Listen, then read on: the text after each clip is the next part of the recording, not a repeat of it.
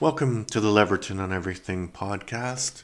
I'm Leverton, and this is Everything, a daily podcast where I literally review everything in under 10 minutes.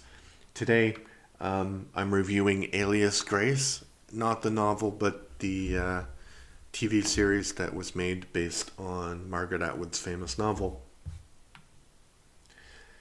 This is one of those stories that gives you an impression of life.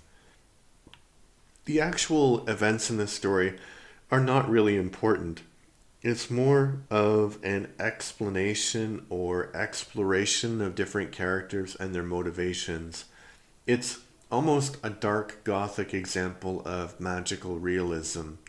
There are things, significant parts of this story that do not make logical sense, but it raises a few philosophical and moral questions. The first is the question if brutal violence is acceptable because you have been subjected to it yourself. The second question it raises is about the almost eroticization of suffering, especially the suffering of women. The last question it raises is about storytelling. What is real versus what is unreal? You could interpret the main character as being mad due to her intense suffering, or you could interpret her as being an extremely opportunistic person who took advantage of the situation to rescue herself from a very dismal fate.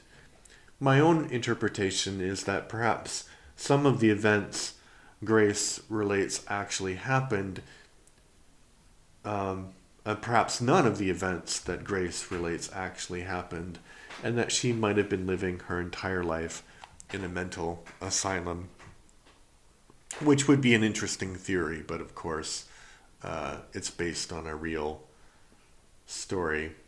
In the real events. So there was a maid in Canada around the same time called Gracie Marks who murdered her with a what do you call that when somebody is a criminal with you? A co-conspirator? That sounds weird to say somebody you... Anyway, she had a partner in the crime, and the partner was hanged, like in this book and like in the series, and she was sent to prison. And so there was a famous kind of Canadian writer at the time, Suzanne Moody, who lived at the time, and she was telling a bunch of stories about different things from her life, and she mentioned this person.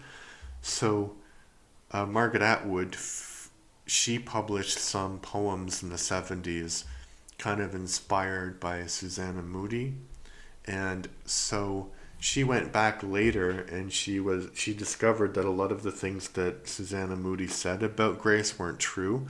So that was the inspiration for this story. So yeah, I don't know. Uh, I wouldn't. I don't remember what I gave.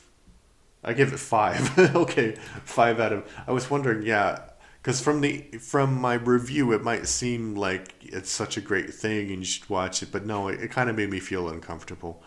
So I gave it 5 out of 10 stars. So you can watch it or read the book, but it's definitely not for everyone. One thing that's also probably not for everyone, but it's my podcast, Death by Disney, where I review every Disney movie in chronological order. So check that out if you can. Thanks and bye.